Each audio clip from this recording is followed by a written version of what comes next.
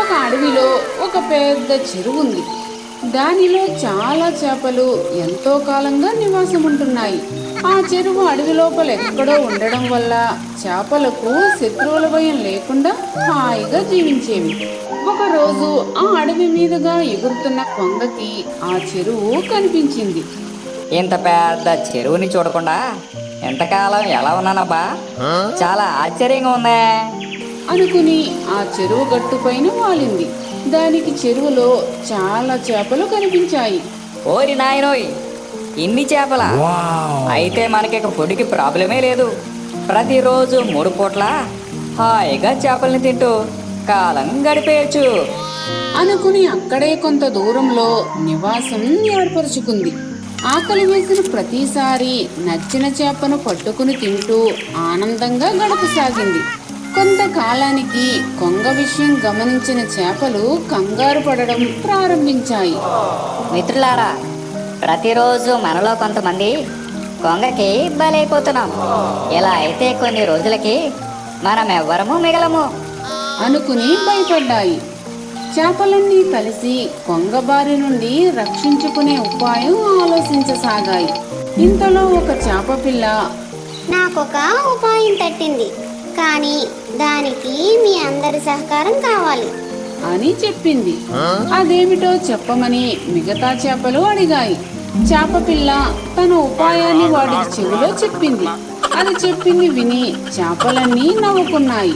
ఆ మరుసటి రోజు ఉదయాన్నే చేపల్ని తినడానికి కొంగ చెరువు వద్దకు వస్తూ వస్తూ, ఇవాళ అసలే సండే, నాలుక పీకేస్తోంది.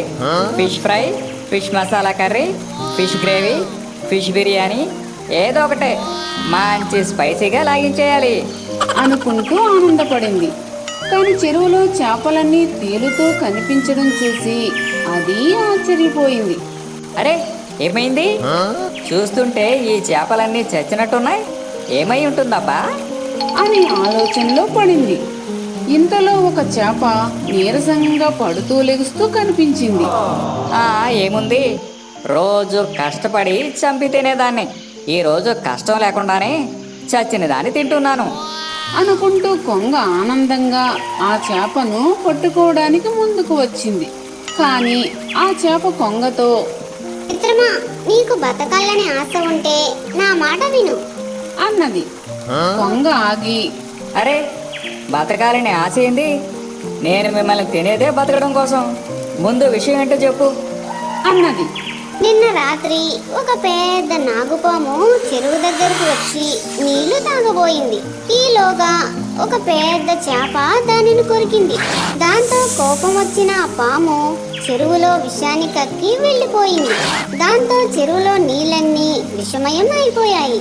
అందుకే చేపలన్నీ చచ్చి తేలుతున్నాయి. నేను కూడా ఇంకో క్షణంలో చావబోతున్నాను.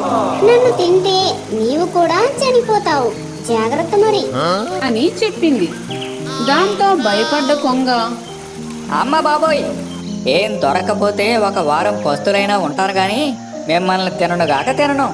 నా ప్రాణాలను కాపాడిన చిన్న చేప పిల్ల మిత్రమా, నీకు థ్యాంక్స్ అని చెప్పి ఇక ఈ చెరువులో తనకి ఆహారం దొరకదని తెలుసుకుని మరొక చెరువును వెతుక్కుంటూ వెళ్ళిపోయింది. చేపపిల్ల ఉపాయం ఫలించినందుకు మిగిలిన చేపలన్నీ ఎంతో సంతోషించాయి. ఈ కథలో నీతేమిటంటే, ఒక్కోసారి చిన్నవాళ్ళిచ్చే సలహాలు ఎంతో విలువైనవి కావచ్చు.